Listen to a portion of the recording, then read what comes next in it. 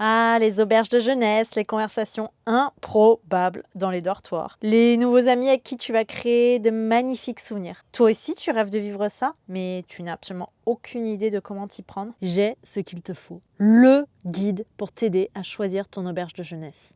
Je l'ai pensé pour que tu puisses appliquer les conseils partout dans le monde, que tu sois à Bali, à Rome, en Inde, aux États-Unis, au Brésil, au Maroc.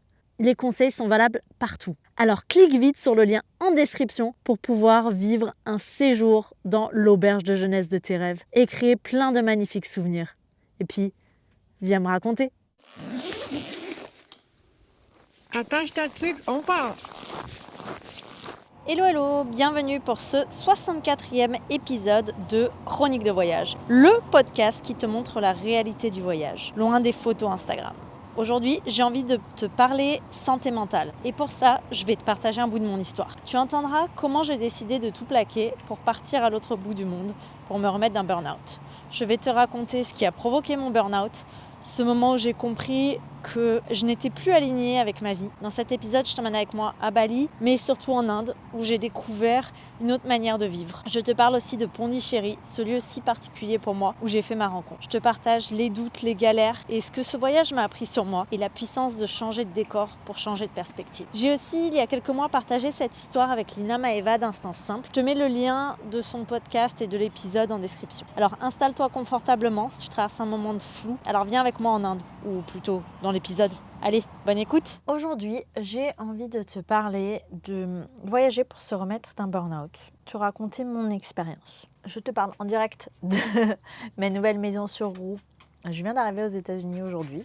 Je suis sur un parking de supermarché en bordure de l'autoroute, donc tu vas sûrement entendre des voitures, même si je suis quand même un peu isolée. Pendant que je conduisais, j'ai eu envie d'enregistrer cet épisode. Ça faisait un moment que je l'avais en tête. J'avais envie de le faire. J'étais inspirée. Donc, c'est parti. En fait, en 2018, je travaillais. J'étais dans une boîte d'assistance automobile. Tu sais, c'est là où tu appelles quand tu es en panne avec ta voiture, qui t'envoie le dépanneur, te cherche un véhicule de prêt, etc., etc. Dans ce boulot-là, j'avais été formatrice. J'adorais ça. C'était vraiment quelque chose qui me passionnait. Je m'épanouissais pleinement là-dedans. Mais en fait, il faut savoir que dans cette boîte, ils favorisent le fait de laisser sa chance à tout le monde. Donc, c'est pas un boulot que tu peux faire, que tu peux continuer à faire. En fait, c'est des missions. Donc, ça tourne toutes les années et demie. Donc, quand est arrivée la fin de cette mission, j'avais pas envie de revenir à prendre des appels. J'avais tellement aimé être formatrice, je m'étais vraiment épanouie là-dedans. Donc, j'ai voulu faire autre chose. Donc, j'ai fait en même temps, j'ai décidé, je me suis inscrite pour faire une formation pour être coach sportif. On va s'étirer maintenant. On y va!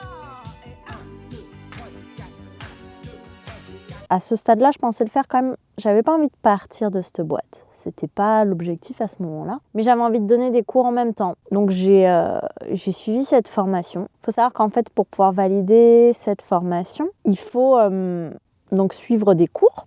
Moi, il se passait à Aix-en-Provence. Et j'avais choisi cette formation-là explicitement parce que moi, ce qui me plaisait en salle de sport, c'était les cours Les Smiths. J'étais vraiment fan de ces cours-là. Alors, si tu connais pas, c'est des cours qui sont créés en Nouvelle-Zélande, en fait, par toute une équipe qui recherche, qui travaille avec des médecins, avec énormément de personnes pour vraiment cibler les bienfaits et créer des chorégraphies. Ils créent des chorégraphies, ils choisissent les musiques. Et en fait, ils les filment et après, ils envoient les vidéos à tous les instructeurs pour que les instructeurs les apprennent. En fait, partout dans le monde, ils sortent les mêmes éditions, le même numéro d'édition en même temps. Où que tu sois dans le monde, tu vas faire le même cours. C'est ça la beauté de la chose. C'est ça que j'adorais. Donc, j'avais envie de vraiment faire ces cours-là. Parce que moi, le fitness, j'en étais tombée amoureuse grâce au RPM, qui est le cours de vélo, et au body pump, qui est le cours avec une barre d'haltérophilie. Donc j'avais envie d'enseigner en fait ce que j'avais aimé, ce qui m'avait permis de me sortir de moments sombres. J'avais vraiment eu des coachs qui m'ont aidée, donc j'avais envie de le donner à mon tour.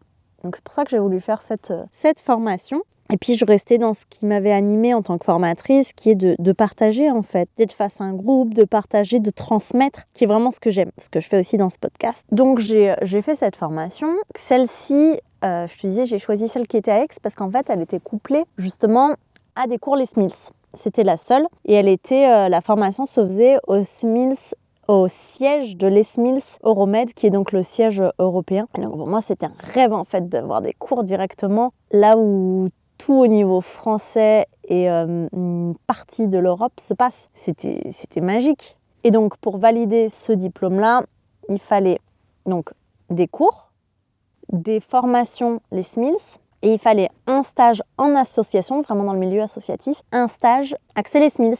Donc j'avais des cours, des formations Les Mills, un stage et un stage Les Mills. Pour le stage associatif, moi je devais créer mes propres cours. Et pour le stage Les Mills, il fallait que j'apprenne les chorégraphies. Donc autant dire que j'avais beaucoup de boulot à la maison. Puis c'est aussi ça le principe en fait du CQP par rapport à un BPGEPS, où le BPGEPS c'est un peu plus, j'ai envie de dire universitaire, même si c'est pas très vrai parce que c'est pas un diplôme universitaire, mais dans le sens où tu as des cours plus encadrés. Là, tu as que très peu de cours dans un CQP et c'est énormément de travail à la maison. Donc j'avais mon 35 heures, sachant qu'on était sur une moyenne de 35 heures, donc une semaine à 32, une semaine à 38. Donc le boulot, les cours, mes cours à créer pour mon stage en asso, les chorés à apprendre pour le stage Les Mills. C'était beaucoup. C'était beaucoup. J'ai fini par faire un burn-out. Je m'en rendais pas compte, mais je suis arrivée à un point à partir de décembre 2018 en fait où j'arrivais plus à dormir. Je dormais quelque chose comme 4 heures par nuit et je devenais irritable. J'étais revenue, donc ma mission de formatrice était terminée, j'étais revenue à prendre des appels. Et moi qui avais à la base vraiment une très grande patience, c'était une de mes forces. J'avais énormément d'empathie pour les gens. Je me mettais à me friter en fait avec les gens au téléphone, ce qui n'était pas moi. C'était pas moi du tout, bien au contraire. Donc j'avais plus du tout de patience, c'était trop, j'étais fatiguée. J'ai mis un moment avant de m'en rendre compte. Je sais même pas exactement te dire quand je me suis rendu compte. Je pense que les gens autour de moi l'ont vu avant moi. Notamment j'avais une superviseure qui était aussi une amie qui elle me le faisait remarquer en fait, que j'étais pas moi-même, que ça allait pas, qu'il fallait que je prenne du temps pour moi, etc. Si tu m'écoutes, merci Amandine. Et en fait c'est quand j'étais en couple à ce moment-là. Et c'est quand on s'est séparés que je me suis dit je vais me barrer, je vais partir. Je t'en parle pas mal aussi dans l'épisode où je te parle du livre de Caroline de Surani qui m'a donné l'envie d'aller en Inde. Je te mettrai le lien de l'épisode en description. J'ai senti donc en lisant ce livre que je devais aller en Inde, je devais partir. On s'est séparés en juin je crois. Je me suis dit mais en fait j'ai plus rien qui me retient en France, je me casse. Ça a été vraiment ma toute première pensée, mon instinct. J'avais pas encore bien conscience. Je sentais que ça allait pas, mais je comprenais pas trop. Je commençais à essayer de toucher au développement personnel, à essayer de m'y intéresser, mais je savais pas trop par où m'y prendre. J'étais perdue.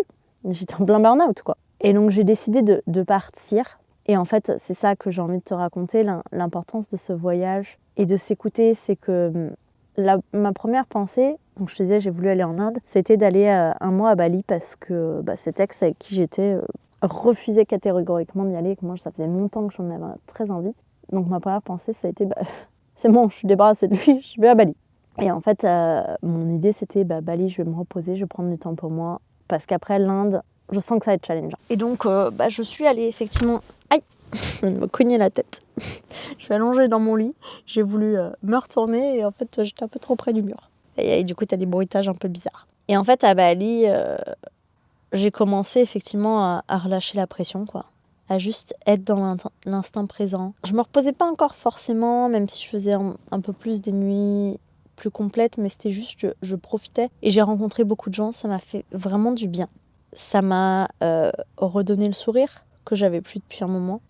Bali, c'est pas comme on le pense. Je t'en parle dans l'épisode la réalité de Bali. Bali, c'est pas que du yoga, et même au contraire, c'est extrêmement cher là-bas le yoga, c'est que des Européens. Ou des Européens, je veux dire des Occidentaux, pardon. Donc c'est cher, c'est des Européens, des Nord-Américains qui mettent énormément d'argent là-dedans.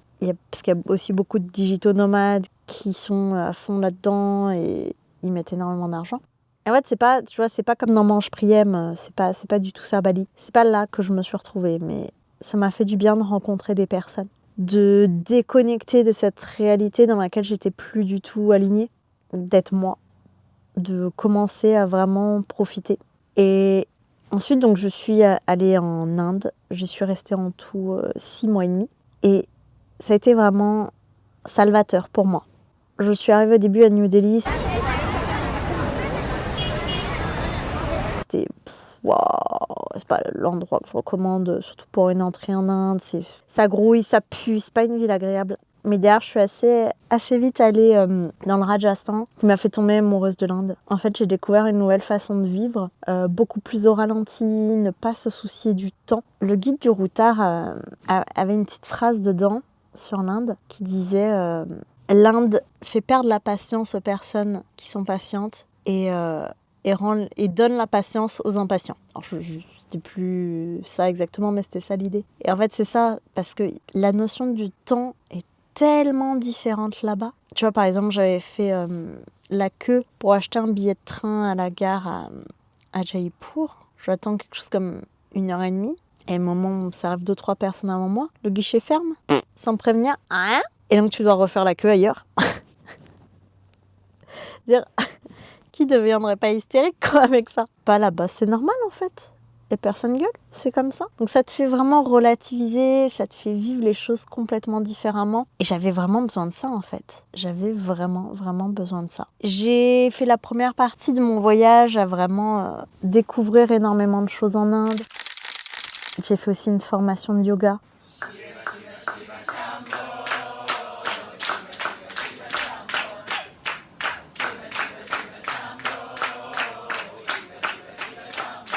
Ça a été extrêmement bénéfique pour moi. Mais ce qui m'a réellement marqué et qui vraiment m'a fait me remettre de mon burn-out, et c'est de ça que j'ai envie de te parler aujourd'hui, ça a été mon passage à Pondichéry, plus précisément à Auroville. Déjà, j'ai envie de te raconter une petite anecdote. Quand j'étais au lycée, que je passais le bac blanc de français, on avait eu un sujet de bac blanc qui venait de Pondichéry. À l'époque, je n'avais strictement aucune idée de où c'était, quoi. Mais quand j'ai lu le nom, j'ai tout de suite su qu'un jour j'irais là-bas. Je l'ai senti au plus profond de moi. Et je ne pouvais pas t'expliquer. Je l'ai senti et puis c'était comme si je m'en faisais la promesse en fait. Et ça, je le gardais dans un coin de ma tête. Je ne savais pas où était Pondichéry, j'en savais rien. C'est que beaucoup plus tard que j'ai découvert qu'en fait c'était un comptoir français en Inde. Ce qu'on appelait les comptoirs français, en fait, si tu veux, c'est que l'Inde a été colonisée par l'Angleterre, mais il y avait des petits bouts d'Inde qui avaient été colonisés par la France, donc c'était la France. Donc Pondichéry, c'était comme la Martinique par exemple, un bout de France, un territoire français, et ça s'appelait un comptoir français. Donc il y a encore aujourd'hui un lycée français à Pondichéry, et donc pour qu'il n'y ait pas de triche dans les sujets du bac blanc, en France, en tout cas à ce moment-là, on recevait les sujets de Pondichéry parce que t'as pas de potes là-bas. Ils peuvent pas te dire ce que c'était. La plupart des lycéens de Rhône-Alpes n'ont pas d'amis en Inde. Moi, aujourd'hui, j'en ai plein, mais à l'époque, non. Et donc, ça, c'était pour la petite anecdote. Maintenant, je retourne à... On est en Inde.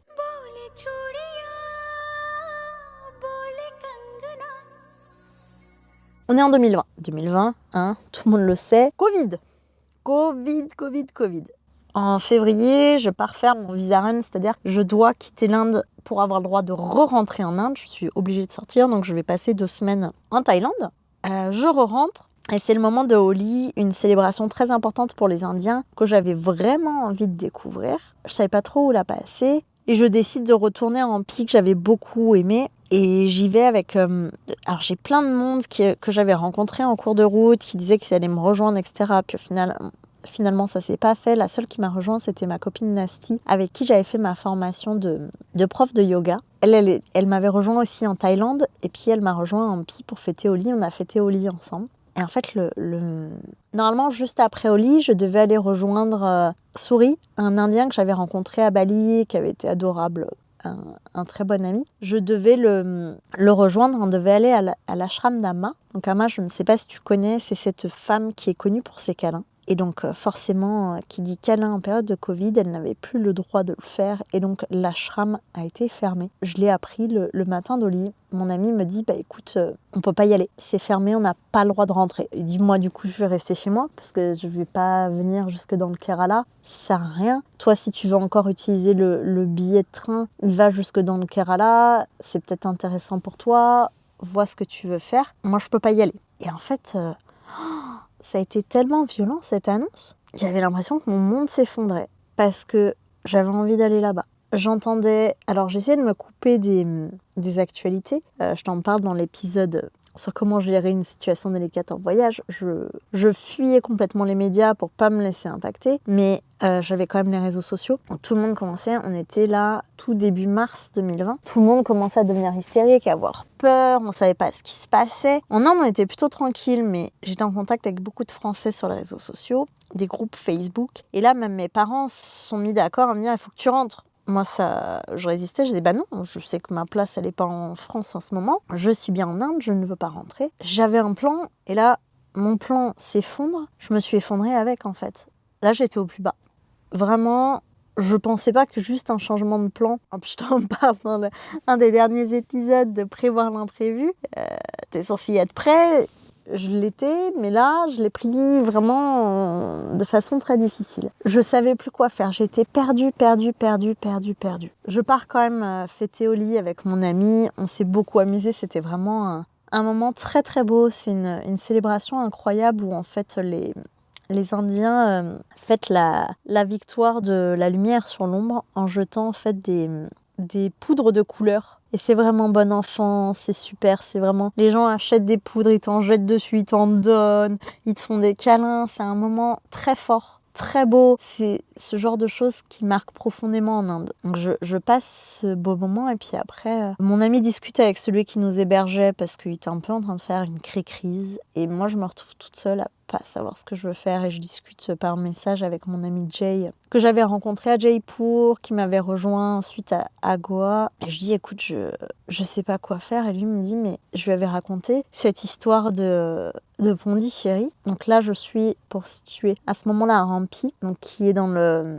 je vais essayer de dire l'état. J'ai un peu mangé les noms des états. Le Karnataka, dans le même état que Bangalore, qui est donc à l'ouest de l'Inde, et Pondichéry est à l'opposé. Pondichéry est à l'est et je dois traverser donc le pays d'ouest en est pour pouvoir y aller. Donc je me dis mais c'est un peu loin, je sais pas. Mais lui me dit Alban, c'est une des premières choses que tu m'as racontées, ça te tenait tellement à cœur d'y aller. Moi, je pense que tu devrais le considérer. Donc, je prends en considération ce qu'il me dit. Je discute avec mon ami qui me dit, mais si tu veux prendre les billets de train, donc celui avec qui je devais aller à Shramnama, il me dit, tu peux aller, le billet t'emmène jusqu'à telle ville dans le Kerala. Là, pour le moment, rien n'est fermé, tu peux y aller tranquillement. Donc, je réfléchis à cette option-là. Je regarde à retourner peut-être d'où je venais à Kochi, où il y avait des gens que je connaissais. Je regarde les billets de train et puis je vois que... Celui qui me plaît, en fait, c'est d'aller... bon, quoi qu'il en soit, dans tous les cas, je suis obligée de repasser par Bangalore, qui est une grande ville, parce que de Hampi, il n'y a pas de connexion. Il faut que je prenne un bus jusqu'à Bangalore. Là, je pourrais prendre un train. Et donc, là-bas, je me décide de prendre le train Bangalore-Pondichéry. Et puis, à ce moment-là, je suis encore perdue. Hein. Je doute énormément de ma décision. Je suis encore fatiguée de ce burn-out. Je ne suis pas remise pour le moment. Je ne suis pas remise de ce burn-out. Je suis encore épuisée. Là, je me prends un coup de massue. Même si j'ai passé un séjour génial, je suis perdue. En fait, je suis encore très affaiblie et je ne sais pas quoi faire. Donc, je vais quand même à Pondichéry. Et en fait, le moment où je suis arrivée dans cette ville, c'est comme si le poids était parti de mes épaules. Je prends un tuk-tuk pour aller à l'auberge de jeunesse que j'ai réservée. Et là, je me sens complètement à ma place. Tout s'allège. Tout s'allège. Je me sens bien. Et en fait, j'arrive à cette auberge de jeunesse et je dors 24 heures. J'ai lâché toute la fatigue, tout le stress accumulé, tout ce mode survie que j'avais depuis longtemps. Il part enfin. Je suis à ma place. Je suis là où je devais être. Je suis là où 16 ans auparavant, parce que c'est à 16 ans que j'ai entendu parler pour la première fois de Pondichéry. Je sentais au plus profond de moi que j'irais. Je m'étais comme fait la promesse. Et 16 ans plus tard, j'y suis. À 32 ans. Et en fait, c'est là où... J'aime bien dire, j'ai fait ma rencontre. C'est là que je me suis retrouvée. J'ai été confinée et c'était parmi les plus beaux moments de ma vie. Dans une auberge de jeunesse avec des personnes incroyables. Et j'ai commencé réellement le travail sur moi. Je suis venue tout remettre en question, m'éveiller, m'ouvrir à ma spiritualité. Et c'est là où réellement j'ai pu me remettre de ce burn-out parce que j'étais à l'endroit où j'avais besoin.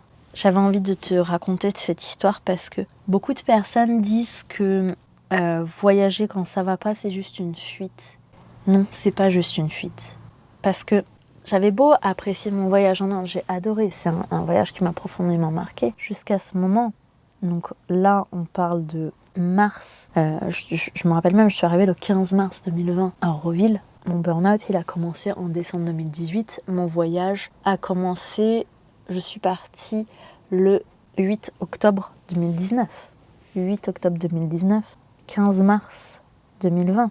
T'imagines le temps pour se remettre du burn-out? C'est là où j'ai commencé à m'en remettre. Le problème, il était toujours là. C'est pas parce que tu pars que ton problème, il part. Maintenant, pourquoi voyager peut être important quand ça va pas? C'est qu'en fait, quand tu restes au même endroit, t'as peut-être pas forcément... Tiens, bien qu'on vient s'en mêler. T'as peut-être pas forcément l'énergie et surtout, j'ai envie de dire, la vision. Parce que le fait d'aller ailleurs te donne une vision extérieure et donc te permet de voir les choses d'un angle différent. Pendant ma formation de yoga en janvier 2020 à Goa, le prof nous expliquait à chaque fois les bénéfices de chaque posture. Tu as des bénéfices toujours physiques, mais aussi plus psychologiques, plus mentaux. Et en fait, il parlait des inversions. Donc les inversions, c'est quand tu as la tête en bas. Donc ça peut être le Shirshasana, qui est ce qu'on appellerait nous le poirier. Mais ça peut être aussi, tu sais, la chandelle. Tu es allongé sur le dos et tu montes les jambes. Et en fait, il expliquait que quand tu es dans une situation où tu n'y vois pas clair, quand tu n'es pas capable de prendre une décision, en fait, de faire une inversion, donc d'avoir la tête en bas, te permet de changer de perspective sur les choses et donc de t'ouvrir à la nouveauté, de trouver des solutions. Et en fait, c'est exactement ce qui s'est passé pour moi avec ce voyage. C'est que si j'étais restée en France, sincèrement, je ne sais pas dans quel état j'aurais été. Peut-être j'aurais eu besoin d'aller en hôpital psy pour gérer ce burn-out. J'en sais rien. Mais en fait, le fait de changer d'air, le fait de partir, m'a permis de m'ouvrir à une nouvelle vision et de vraiment travailler sur moi et d'aller à ma rencontre et de me rendre compte qu'en fait, ce burn-out, il était là parce que cette vie que je vivais ne me correspondait plus du tout. Elle était plus alignée à moi, que j'avais besoin de me réinventer complètement, de trouver ce qui me correspondait. Et c'est à partir de ce moment-là que j'ai décidé de devenir voyageuse à temps plein. Donc voilà, j'avais envie de te partager cette histoire de voyager pour se remettre d'un burn-out, parce que en fait voyager dans les moments difficiles, c'est pas fuir, parce que ton problème il sera toujours là, et ton problème il sera là quand tu reviendras. Si tu l'as pas résolu, probablement encore plus violemment, parce que tu vas l'avoir laissé passer du temps. Mais partir peut, selon ta situation, te permettre en fait de voir les choses différemment et de t'apporter des solutions que tu ne peux pas forcément voir quand tu restes au même endroit. Et donc pour moi, voyager peut vraiment t'aider quand tu as des problèmes importants, quand tu souffres, quand tu traverses une dépression, quand tu traverses un burn-out, selon ta situation. Ça peut vraiment te permettre de t'ouvrir, de voir les choses différemment. Attention, je ne te dis pas de le faire. Chacun est différent. Chez moi, ça m'a aidé et j'ai envie de le partager parce que je pense que ça peut aider d'autres personnes qui ne le voient pas forcément. Maintenant, si tu n'en sens pas l'appel, ne le fais pas. Et surtout, fais-toi accompagner. Il existe des professionnels de la santé, des psys, peu importe, psychologues, psychiatres, psychothérapeutes, psychanalystes, whatever, qui peuvent t'aider dans ces moments-là. Mais si tu sens au fond de toi que partir est la réponse, vas-y, fonce. Je te promets que ça te fera vivre les choses différemment et que ça t'aidera. Tu t'en remettras peut-être pas forcément comme moi pendant ce voyage, mais ça t'apportera peut-être la réponse à ces questions que tu ne savais même pas que tu te posais. Donc voilà, j'avais envie de te partager cette anecdote plus personnelle. J'en partage pas forcément beaucoup par ici. Donc viens me dire, est-ce que c'est quelque chose qui t'intéresse? Est-ce que tu as envie que j'en partage plus? Dis-moi dans les commentaires. Et si tu as envie de me soutenir, n'hésite pas à t'abonner à Patreon. Je te mets le lien en description et je te souhaite une belle journée, belle soirée, peu importe où tu en as dans ta journée. Et je te dis à très vite. Merci de m'avoir écouté.